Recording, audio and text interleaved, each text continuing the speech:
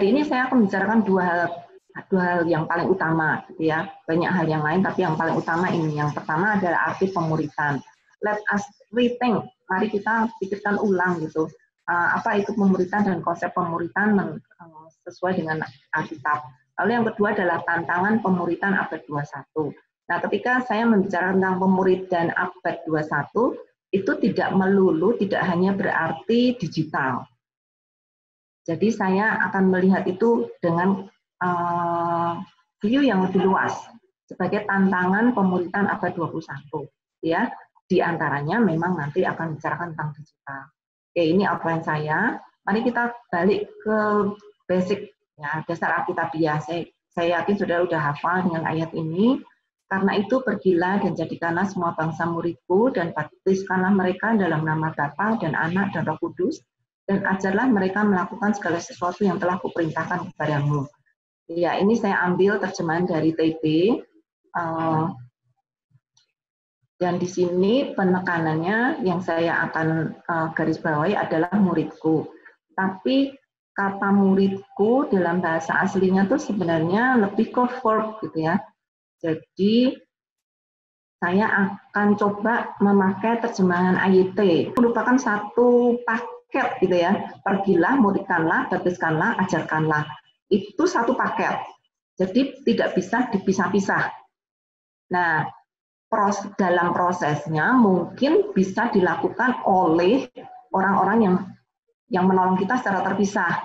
Jadi maksudnya ada orang yang memperkenalkan kita, ada orang yang memberi prinsip-prinsip pemuritan, ada orang yang membaptiskan saya, ada orang-orangnya bisa beda, tapi dari orang itu sendiri sebagai murid ini adalah satu paket yang nggak bisa dipisahkan, ya, bisa pisah.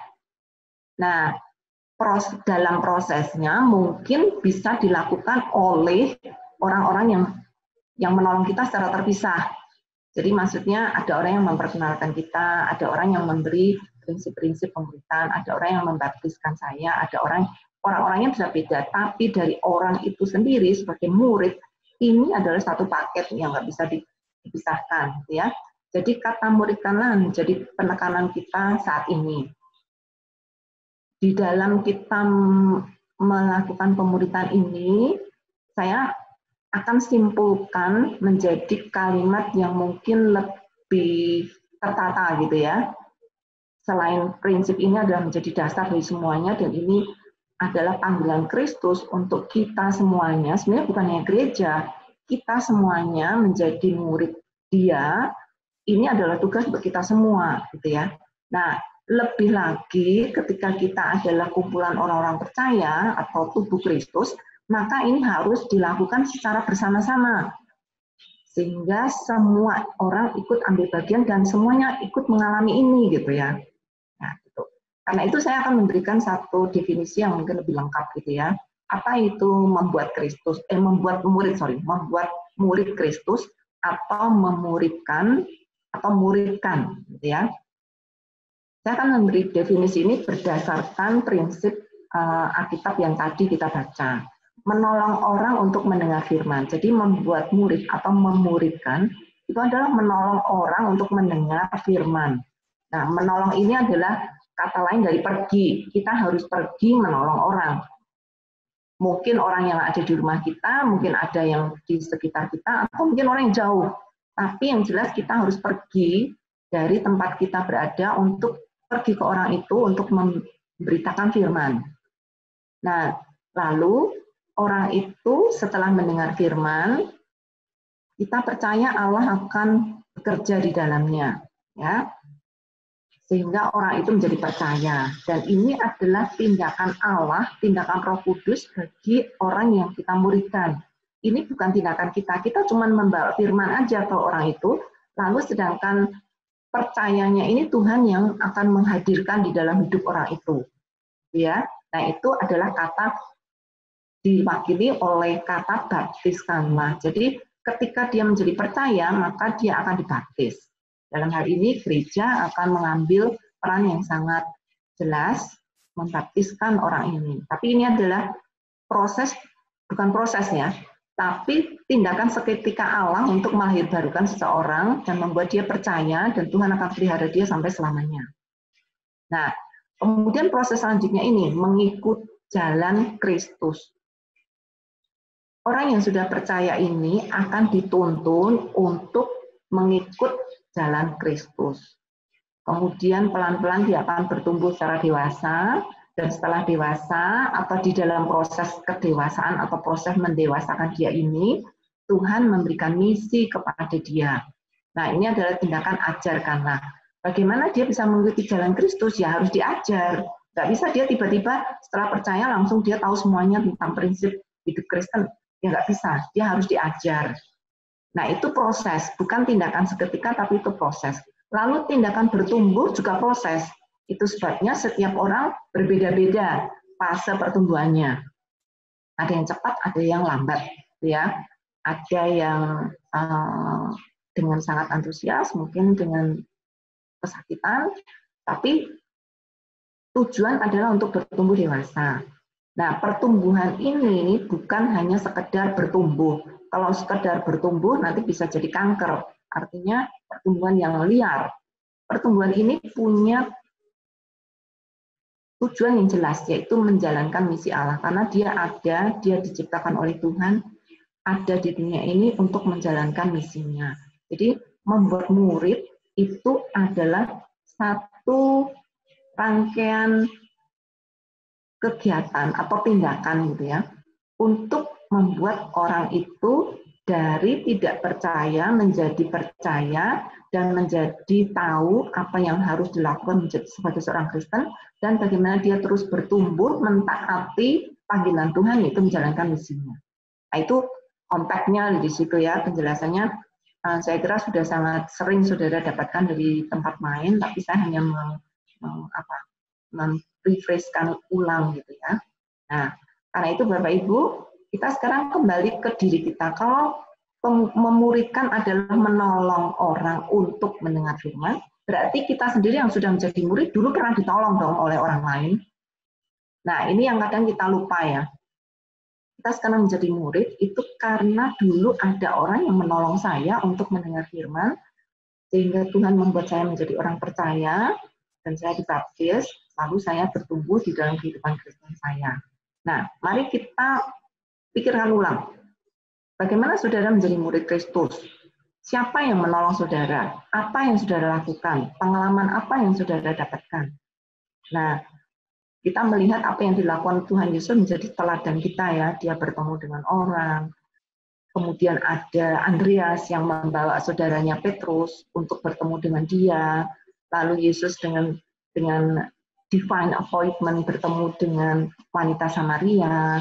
Lalu di publik Tuhan Yesus melihat Sakius yang punya ketertarikan untuk bertemu dengan Kristus karena dia melihat melihat news gitu ya. Kalau sekarang melihat news, nih ada orang yang bisa menyembuhkan nih, ada guru rabi yang luar biasa nih gitu ya, yang punya kuasa yang luar biasa. Sakius menjadi tertarik, lalu dia pergi ke publik untuk bertemu dengan Kristus. Lalu juga ada orang buta yang melihat karena disembuhkan oleh Kristus. Dari mana dia tahu dia punya iman itu? Karena orang-orang sudah membicarakan tentang Kristus bahwa dia adalah Mesias yang punya kuasa menyembuhkan dan dia percaya sehingga dia mengalami kesembuhan. Nah, saudara, kita dimuridkan melalui banyak cara ya. Dari apa yang kita lihat yang dilakukan oleh Yesus banyak kali ya, banyak sekali. Tapi kita bisa summary-kan bahwa kita dimuridkan melalui pengetahuan, bisa kabar, berita, informasi dari orang yang memberitahu kepada kita. Kita sendiri juga mengalami, mungkin entah mengalami disembuhkan, mengalami dilepaskan dari kuasa yang jahat, mengalami kasih Tuhan yang luar biasa, dan terutama kita dimuridkan di dalam hubungan pribadi.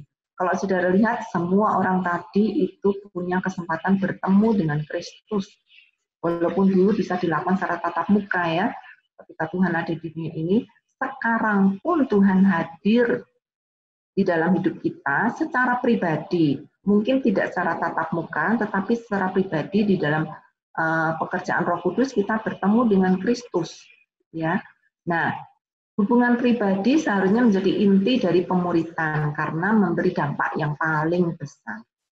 Saudara bisa belajar dari buku, saudara bisa mendapatkan pengalaman, tapi tanpa saudara memiliki hubungan pribadi dengan Kristus, maka saudara tidak akan bisa mengalami pemuritan yang sesungguhnya. Nah, orang-orang di sekitar kita lah, atau orang-orang bahkan yang jauh dari kita lah, yang sudah menolong kita untuk bertemu dengan Kristus. Nah, saya ingin memberi tes nih. Odi, kamu ready untuk jadi kelinci percobaan nggak? Wah, kelinci percobaan apa ini, Bu?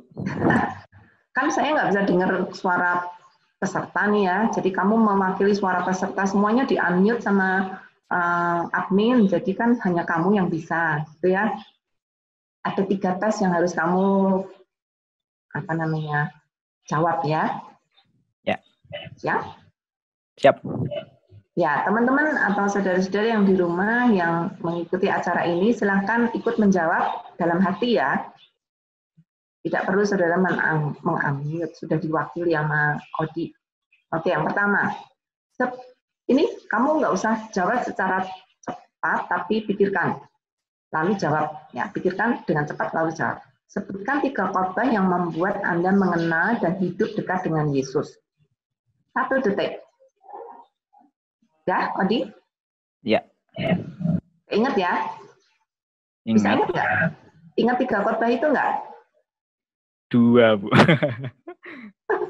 Mikir-mikir dulu ya. Oke, ya. Sekarang pertanyaan yang kedua.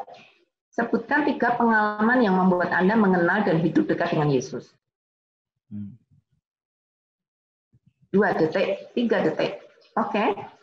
Oke. Gimana? Bisa jawab? Bisa. Bisa, 3. Mana lebih cepat? 3 khotbah atau 3 pengalaman? 3 pengalaman. Lebih cepat ya? Langsung ketemu ya? Iya, langsung.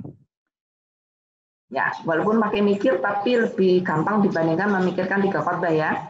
Iya, betul, Bu. Oke, yang ketiga. Sebutkan 3 orang yang membuat Anda mengenal dan hidup dekat dengan Yesus. 1 detik. Ya, gimana, Odi? Ya, langsung dapat, Bu. Langsung dapat. Lebih cepat dari 3 pengalaman mikirnya? Lebih cepat, jauh lebih cepat. Wow. Ya, ini tes terbukti di mana-mana jawabannya sama, Bapak Ibu. Kita tidak ingat khotbah, walaupun kita udah dengerin khotbah tiap minggu ya, tapi kalau disuruh menyebutkan 3 khotbah yang membuat Anda mengenal dan hidup dekat dengan Tuhan, itu mikir banyak. Nah, kalau 3 pengalaman mikir, tapi lumayan, oh dulu saya pernah sakit, Tuhan sembuhkan.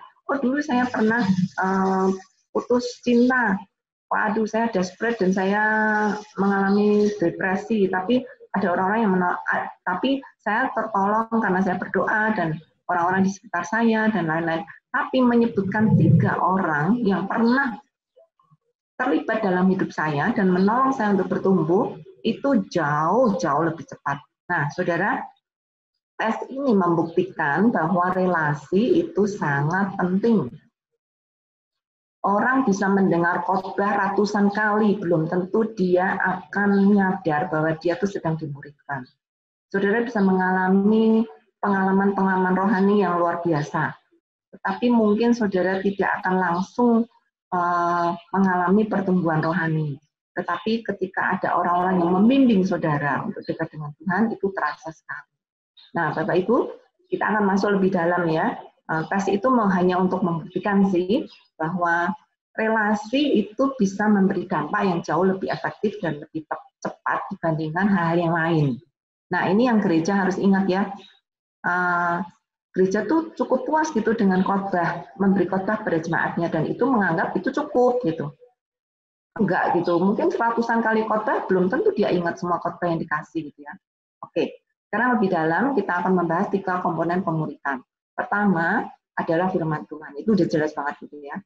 Harus ada firman Tuhan. Itu yang membuat saudara percaya, itu yang membuat iman saudara bertumbuh. Kedua, Roh Kudus, jelas. Tanpa Roh Kudus, saudara tidak akan mengalami kebenaran yang hadir dalam hidup saudara. Saudara tidak akan mungkin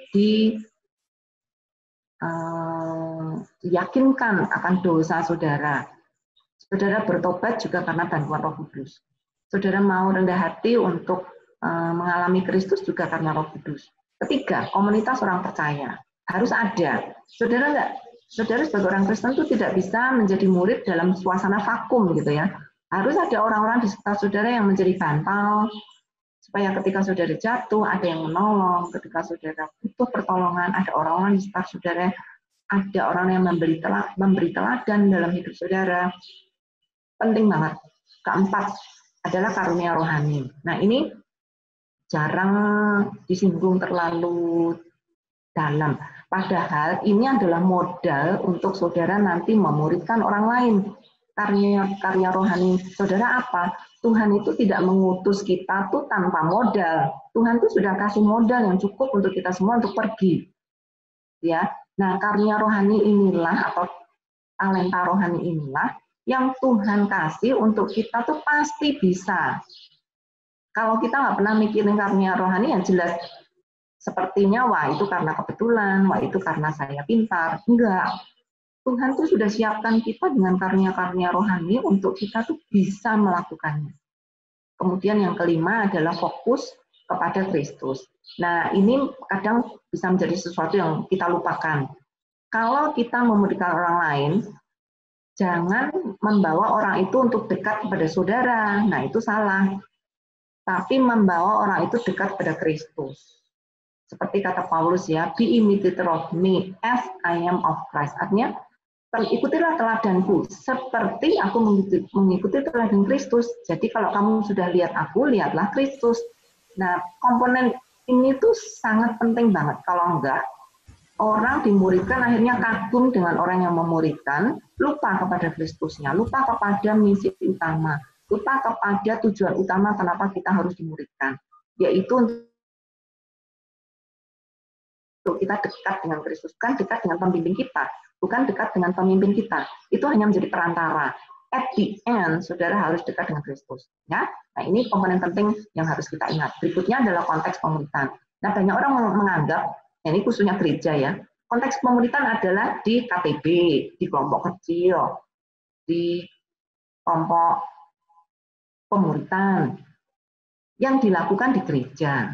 Nah, saudara, ini saya kira sangat tidak tepat gitu ya, walaupun bisa, tapi itu hanya salah satu komponen atau salah satu konteks pemuritan. Pemuritan bisa define konteks, artinya Tuhan sendiri yang langsung berintervensi di dalam kehidupan kita. Ya, ketika kita membaca firman, lalu Roh Kudus menjamah kita, Roh Kudus meneguhkan kita, mendorong kita, itu define konteks. Tuhan sendiri yang ikut campur di dalamnya dan menolong saudara. Tapi di luar itu ada transparan konteks. Transparan konteks itu dengan orang yang paling dekat, misalnya dengan pemimpin atau orang yang menolong saudara mengalami pemuritan ini. Karena kedekatan, saudara share, curhat, gitu ya, pengalaman pribadi atau kesulitan pribadi, itu transparan, saudara tidak tutup-tutup lagi kesulitan saudara. Nah, itu bisa terjadi pemuritan di situ. Pembimbing saudara akan mendoakan saudara, akan memberikan ayat-ayat menguatkan untuk mengembalikan saudara kembali kepada Kristus dan lain-lain. Nah, selain itu ada personal konteks juga. Personal itu nggak terlalu transparan, saudara nggak cerita apa saja ke dia. Tapi saudara punya kedekatan dengan orang itu, gitu ya. Punya informasi yang jelas, saudara tahu keberadaan dia, keberadaan saudara. Saudara tidak sungkan-sungkan untuk minta tolong dan lain-lain.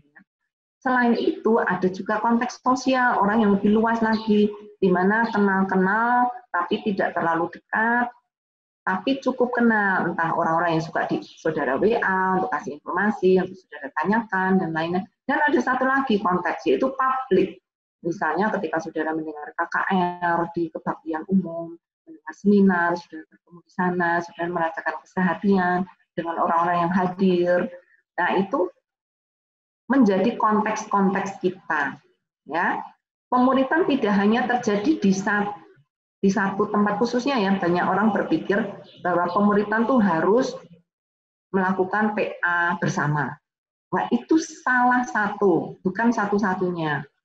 Karena hidup kita juga harus accountable di depan banyak orang. Jangan ketika kita di gereja kita jadi orang suci, nanti di luar gereja kita jadi apa nggak ngerti gitu ya.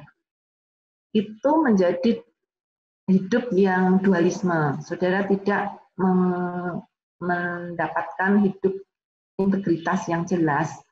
Nah, konteks ini itu menolong kita bahwa dimanapun kita berada, entah itu dengan orang dekat, dengan orang jauh, dengan publik, di depan semua orang yang mungkin bukan orang Kristen, kita tuh sebenarnya sedang dimuridkan oleh Tuhan. Ketika kita melihat orang dunia atau orang yang belum percaya misalnya melakukan tindakan yang tidak adil, itu Tuhan sedang mengajarkan saudara, ini sebagai murid, saudara sebagai orang Kristen, apakah akan menilai itu sesuatu yang baik? Oh tidak. Lalu apa tindakanmu ya? Saya harus menolong orang yang diperlakukan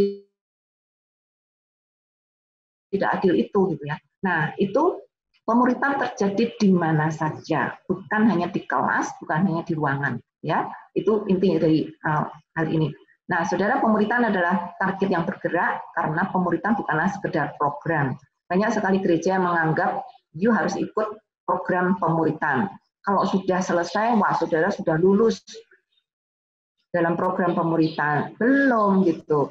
Pemuritan itu sesuatu yang bergerak dan sesuatu yang terus-menerus bertumbuh dan terus-menerus terjadi dalam seluruh kehidupan kita sampai Tuhan panggil kita. Ya. Jadi ini cycle yang terus-menerus growing, making. Kita growing menjadi seorang murid, lalu kita memuridkan orang lain dan terus kita bertumbuh lagi, kita menolong orang lagi dan seterusnya. Ya. Nah, saya ingat satu ayat yang sangat mengagetkan saya ya. Mulai dari waktu itu banyak murid-muridnya mengundurkan diri dan tidak lagi mengikutinya. Maka kata Yesus kepada ke-12 muridnya, apakah kamu tidak mau pergi juga? Jawab Simon Petrus kepadanya, Tuhan, kepada siapakah kami akan pergi? Perkataanmu adalah perkataan yang kekal. Dan kami telah percaya dan tahu bahwa Engkau adalah yang kudus dari Allah. Nah ini pertama dulu saya agak confused ya. Banyak murid-muridnya, ini murid yang mana gitu? Apakah 12 murid itu gitu ya? Nah, ketika saya melihat terjemahan dari AYT, sangat lebih menolong sih untuk saya. Sejak saat itu banyak pengikutnya, jadi bukan murid 12 murid itu ya, tapi pengikutnya mengundurkan diri. Nah, karena itu Yesus berkata kepada mereka dan lain-lain. Nah, ini sangat spesifik sekali ya, ketika Tuhan tanya, gimana Petrus, you akan pergi juga nggak? You akan check out juga nggak? Petrus berkata, Tuhan, kepada siapakah kami akan pergi? Engkaulah yang memiliki perkataan kehidupan kekal. Engkau, pribadi Kristuslah yang menarik mereka untuk mereka tidak pergi. Nah, orang-orang itu pergi kenapa? Karena mereka mendengar Tuhan Yesus mengkritik kata-kata yang dengan kata-kata yang keras, sehingga mereka nggak suka gitu ya. Wah, kalau khotbahnya kenceng kayak gitu, keras kayak gini, mana tahan gitu ya, pergi. Nah, kenapa murid-muridnya tidak pergi? Karena dia tahu Kristus memiliki perkataan kehidupan kekal. Itulah yang membuat mereka percaya. Bukan karena mukjizat. Orang-orang itu mengikut Tuhan kenapa? Karena mereka melihat Tuhan Yesus membuat roti menjadi 5.000, memberi makan kepada 5.000 orang, menyembuhkan orang sakit, meneduhkan badai, dan lain-lain. Orang itu mengikuti Yesus karena tanda-tanda itu. Tetapi lihat, muridnya tidak. Muridnya mengikuti Yesus karena perkataan kehidupan kekal, bukan karena keajaiban-keajaiban atau mujizat-mujizat itu. Mujizat itu akan pergi ketika mereka mengalami kesulitan. Ya. Nah, itulah yang membuat mereka percaya dan kami telah percaya dan mengenal Engkau. Artinya ada pertemuan secara pribadi bersama dengan Kristus. Nah, ayat ini sangat meneguhkan saya untuk melihat bahwa pemuritan itu bukan sesuatu yang bisa dikerjakan sambil lalu, tetapi sesuatu yang serius, ya, sesuatu yang harus dipikirin gitu. Ini bukan hal yang memilih antara yang senang dan tidak senang gitu, tapi ini memilih antara hidup dan mati, ya. Nah, saudara, saya akan masuk ke bagian kedua. Itu tadi adalah arti dari pemuritan. Saya berharap ini menjadi satu modal ya untuk kita memikirkan secara bersama-sama pemuritan itu seperti itu gitu, untuk menolong kita untuk sampai kepada pengenalan kepada Kristus. Nah, tantangan pemuritan abad 21 ini banyak. Bukan hanya digital. Nah, ada satu yang sangat-sangat mengkhawatirkan, buat saya prihatin ya. yaitu hilangnya seni pemuritan di gereja. Kemarin di acara Sabdalah yang lalu sempat ada satu Bapak, saya sharingkan sedikit ya Pak Christian, di gereja dia tidak ada pemuritan. Jadi walaupun ya mungkin Pak Christian tidak melihat ada pemuritan, tapi mungkin yang dimaksud tidak ada kegiatan pemuritan di gereja. Tapi nanti kita akan lihat bersama-sama ya. Jadi ada 3 tantangan yang saya akan bahas hari ini, sebenarnya banyak ya, tapi karena terbatasnya waktu 3 aja. Hilangnya seni pemuritan di gereja, masalah digital, dan didomplengi oleh masalah pandemi. Nah ini pandemi ikut bonceng ya. Saya kira ini di dalam kehendak Tuhan, di dalam divine appointment, pandemi terjadi pada saat ini ketika gereja mengalami krisis dan gereja harus kembali kepada gereja mula-mula. Ya. Nah, saya akan bahas satu-satu. Pertama, kenapa seni pemuritan tidak lagi terjadi di gereja? Alasannya banyak. Saya kumpulin nih beberapa alasan kata-kata mereka yang menganggap ini menjadi masalah. Tidak ada hamba Tuhan yang fokus pada pemuritan. Jadi alasannya apa? Kenapa di gerejamu nggak ada pemuritan? Karena nggak ada hamba Tuhan yang bisa fokus pada pemuritan. Tidak punya tugas secara khusus gitu ya. Nah, kedua, kurangnya minat dan antusias jemaat. Nah, jemaatnya nggak antusias kok, nggak ada yang mau kok dimuridkan. Kemudian yang ketiga, tidak punya bahan untuk pemuritan. Nggak tahu mau ngapain ya pemuritan. Nah, dulu sudah pernah sih, tapi bahan itu udah dipakai. Sekarang masa pakai yang sama gitu ya. Kemudian gereja juga sibuk dengan banyak kegiatan lain. Jadi sudah penuh acaranya, sehingga nggak mungkin jemaat akan ditambah lagi dengan kesibukan yang lain dengan satu program lagi. Kadang-kadang dikatakan juga tidak ada budget. Lalu gereja belum punya fasilitas, nggak ada ruangan, nggak ada ini, nggak ada itu, nggak punya LCD, nggak bisa lakukan pemuritan.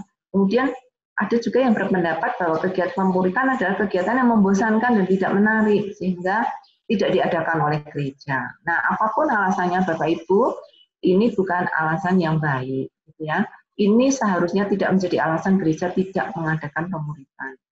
Nah, saya mengutip dari George Barna, ini adalah kutipan yang diberikan oleh Saudara Iman yang waktu itu membawa presentasi tentang pemuritan dan gereja atau hilangnya seni pemuritan di gereja yang diadakan oleh Sabda beberapa tahun yang lalu ya. Josh Barnard berkata begini, pada era milenium ketiga, gereja-gereja yang tidak relevan dan tidak sensitif terhadap kebutuhan yang ada akan ditolak. Kita tidak bisa lagi hanya bertahan pada warisan aplikasi pemahaman agama yang dangkal dari masa lampau. Kita harus memiliki iman perjanjian baru yang bersemangat dan relevan menjawab kebutuhan banyak orang yang lapar akan sesuatu yang nyata. Mungkin saudara nggak melihat orang lapar ya, karena mereka mungkin tidak teriak-teriak. Tetapi dari cara hidup mereka, dari kehidupan mereka, saudara tahu ada banyak sekali orang di sekitar kita yang lapar, gitu ya, khususnya lapar rohani. Nah, saudara, kalau boleh saya simpulkan, gereja tanpa pemuritan adalah gereja yang tidak ada visi. Karena Tuhan memanggil gereja itu untuk melakukan pemuritan, ya. Kalau tidak, berarti ya gereja bikin visi sendiri. Ngapain gereja ada di sini? Untuk melayani diri sendiri? Nah, itu pertanyaannya. Kemudian, gereja tanpa pemuritan adalah gereja yang tidak hidup. Karena tidak ada recycle, dalam arti tidak ada recycle proses ya, bukan recycle orang, tapi proses. Kalau ada orang datang, orang didewasakan, dan orang itu membawa jiwa, dan ada lagi orang baru, terus itu hidup gitu ya. Selalu ada sesuatu yang kita lihat baru. Ketiga, tidak dewasa. Gereja yang tidak ada pemuritan tidak mungkin akan menjadi gereja yang dewasa. Karena di dalam pemuritan itu ada pengajaran, ada menolong orang untuk taat kepada Kristus. Nah, kalau tidak ada pemuritan, maka tidak pernah mereka merasa belajar mentaati firman Tuhan. Keempat, gereja tanpa pemuritan tidak bermasa depan, tidak memiliki masa depan. Karena apa? Tidak ada orang baru, adanya orang yang lahir Kristen KTP.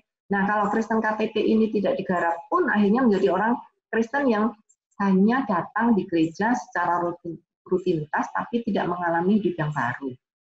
Jadi tidak bermasa depan. Orang yang lahir di gereja pun, maksudnya anak cucu dari orang-orang yang sudah ada di gereja itu pun harus dimuridkan. Dan itu yang menjadi masa depan, kalau tidak mereka hidupnya akan hilang gitu ya. Karena itu yang kelima, ini mungkin terlalu keras ya, gereja tanpa pemuritan, gereja yang tidak ada harapan. Karena mereka tidak punya apa yang Tuhan inginkan akan terjadi di dalam gereja ini. Itu menarik orang-orang yang belum percaya untuk menjadi murid dia. Ya. Nah, Saudara, memang mungkin di gereja tidak ada program pemuritan atau tidak ada kegiatan pemuritan, tapi seperti yang Pak Christian mungkin ada loh Pak, sebenarnya di gereja Bapak tuh ada pemuritan. Karena itu saya tidak ingin memakai kata tindakan ya, tidak pakai kata program, tapi tindakan. Apa tanda-tanda gereja itu memiliki tindakan pemuritan? Nah, ini saya kira jauh lebih penting ya untuk dilihat dibandingkan program resmi yang dilakukan oleh gereja, gitu ya. Nah, pertama adalah intensional. Apakah ada orang-orang hamba Tuhan atau orang-orang di gereja itu yang pergi untuk mencari murid, untuk berbagi iman, berbagi pengetahuan, berbagi pengalaman, dan berbagi hidup? Ada enggak? Kalau ada, walaupun itu tidak diinstitusional, tidak distrukturkan, tidak ada dalam kegiatan gereja, tapi ada pribadi-pribadi yang pergi. Pergi mungkin tidak selalu nyolok gitu ya, maksudnya pergi ke luar daerah, atau luar kota, enggak. Maksudnya tuh menyambangi atau mendekati, menolong orang-orang yang dia lihat perlu ditolong. Sehingga dia bisa berbagi iman, berbagi pengetahuan, berbagi pengalaman, dan hidup. Saya kira pasti ada. Bapak pendeta atau hamba Tuhan kadang secara sengaja, tidak sengaja. Tapi yang di sini ya, di pemuritan ini lakukanlah itu secara sengaja. Bukan karena tidak sengaja ada orang yang perlu dibantu, lalu baru bantu. Enggak. Secara sengaja melihat dia, seperti Tuhan melihat dia, lalu menolong dia untuk berbagi iman gitu ya. Nah itu. Tanda tindakan pemuritan yang sangat penting adalah intentional, harus dengan sengaja itu dilakukan. Kedua, punya misi yang jelas. Misinya apa? Ketika menolong orang, memuridkan, membaptiskan, mengajar, dan mengutus. Karena itu harus dilakukan di komunitas gereja akan sangat baik karena sudah ada sistem di dalam gereja sehingga itu bisa saling menolong dan saling terintegrasi satu dengan yang lain. Ya. Jadi harus ada misi yang jelas. Bukan mendekati orang, menolong hanya sekedar untuk menolong, tidak. Untuk memuridkan, membaptiskan, kalau dia belum percaya, berikan firman kepada dia untuk dia percaya, lalu gereja akan membaptiskan, kemudian menolong dia untuk mengajar bagaimana hidup taat pada Tuhan, dan lalu mengutus dia untuk juga membuat murid. Ya. Nah, yang ketiga adalah punya parameter pertumbuhan. Itu tanda yang harus jelas. Punya parameter pertumbuhan. Artinya apa? Pertumbuhan itu terjadi dan bisa dilihat. Karena itu simbolnya selalu tanaman yang sedang bertumbuh ya. Tapi herannya kalau sudah gede pohonnya tuh udah nggak dilihat lagi, yang dilihat yang kecil-kecil. Gereja juga seperti itu. Mereka melihat benih yang muncul, tapi setelah itu, setelah besar udah dibiarin aja gitu ya. Sebenarnya enggak gitu ya. Pertumbuhan itu akan terjadi terus-menerus. Pertumbuhan dalam hal apa? Dalam iman, dalam karunia rohani, dalam pekerjaan, dalam tujuan hidup, dalam karakter, dan lain-lain. Itu harus ada pertumbuhan jelas. Jangan begini, kamu sudah memuridkan orang berapa lama? Sudah 10 tahun, gimana? Ada pertumbuhan enggak? Enggak tahu lah. Ya gitu-gitu kayaknya. Wah, itu bukan tindakan yang pemuritan yang intensional dan juga tidak punya misi. Karena pertumbuhan itu harus bisa diukur gitu ya. Nah, berikutnya. Kita akan masuk ke tantangan yang kedua, yaitu welcome to digital era. Nah, ini menjadi momok bagi gereja ya. Sebelum pandemi, ini bahkan dipandang sebelah mata oleh gereja. Tapi sekarang dengan pandemi, wah, tidak lagi bisa diremehkan gitu ya. Digital menjadi bagian yang harus dihadapi, menjadi masalah yang harus dihadapi oleh gereja. Nah, pandemi mengakselerasi kebutuhan pemuritan dengan konteks digital. Nah, saya kira ini menjadi keuntungan ya, ada blessing in disguise yang Tuhan berikan di masa pandemi ini untuk gereja bisa melihat digital menjadi alat yang bisa menolong pertumbuhan jemaat. Jadi kalau saudara lihat ya, ke dalam seluruh kegiatan gereja, seharusnya itu dibungkus dengan satu paket yang jelas, yaitu pemuritan. Kalaupun itu choir misalnya core, itu juga harus ada di dalam konteks pemuritan. Kalau itu khotbah, itu juga harus dibungkus dalam konteks pemuritan. Kalau itu pelayanan anak, itu juga harus seperti itu. Nah, kalau kita melihat pemuritan menjadi aspek all round dari gereja, maka gereja harusnya melihat dengan cara yang sangat beda, ya. Dan konteks digital ini sekarang akan menjadi alat yang bisa menolong kalau gereja memang punya sudut pandang yang jelas tentang pemuritan. Ya, saudara, tidak perlu takut masuk ke dalam dunia digital. Yang harus saudara miliki adalah nilai kepercayaan atau mindset Kristen saudara jelas. Karena itu pemuritan itu menolong gitu ya. Kalau ini jelas, yang bertumbuh di dalam pemuritan, maka saudara tidak perlu khawatir masuk ke dunia digital. Karena nilai kepercayaan mindset Kristen inilah yang membentuk gaya hidup setiap jemaat yang ada di gereja. Nah, gaya hidup Kristen ini akan menolong kita meluaskan dunia yang akan kita jangkau. Nah, ini menjadi satu paket ya, ketika kita masuk ke dunia digital, ini menjadi pedoman kita. Punyailah mindset Kristen. Lalu hiduplah dengan gaya hidup Kristen sesuai dengan mindset Kristen itu. Maka kita akan melihat dunia dengan cara yang beda, karena kita melihat dunia untuk kita jangkau. Nah, saudara, ini satu prinsip yang sudah dijalankan bertahun-tahun, selama puluhan tahun. Saya sebagai waktu saya masih muda pun ini sudah dijalankan ya, dengan 3 H, yaitu head itu adalah pikiran yang harus tunduk pada Allah, jadi pikiran kita dilatih untuk tunduk pada Allah, kemudian hati kita harus penuh dengan kasih Allah, lalu tangan kita harus bekerja melayani Allah. Nah, ini konsep pemuritan atau tujuan pemuritan yang jelas. Pikiran harus kepada Allah, hati harus kepada Allah, tangan harus diberikan kepada Allah. Nah, sekarang di era digital menjadi 4 H, bukannya 3 H. Karena ada satu lagi nih yang perlu ditambahkan H. Nah, Bapak Ibu pasti sudah menduga, HP. Ya, untuk anak-anak muda ini sudah menjadi sesuatu yang integral dalam hidupnya. Integrasi dalam hidupnya itu kencang banget ya dengan HP. Nah, HP harus dipakai untuk memuliakan Tuhan, atau moto yang Sabda terus dengung-dengungkan adalah IT for God. Entah HP, entah gadget, apapun yang saudara pakai, gitu, pakailah itu untuk memuliakan Tuhan. Ya. Nah, tetapi jangan lupa nih, pemuritan membutuhkan tidak hanya konektivitas. Saudara pikir, oh, sudah ada HP, beres deh gitu. Enggak, perlu ada kedekatan juga. Saudara pakai HP untuk menghubungi atau untuk melakukan pemuritan, tapi kalau saudara tidak ada kedekatan hati dengan orang yang saudara muridkan, nah, saudara gagal gitu ya. Karena konektivitas sudah dibantu oleh HP, tetapi kedekatan harus secara manusiawi kita lakukan. Nah, ini satu foto yang saya ambil dari internet ya. Ini gambaran kita saat ini padahal udah beberapa tahun yang lalu ya.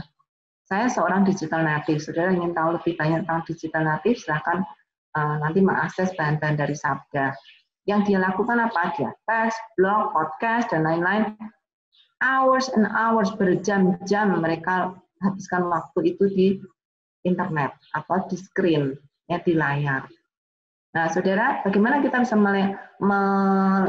memulai pelayanan digital di dalam pemuritan ini? Berdoa, banyak berdoa, minta hikmat Tuhan.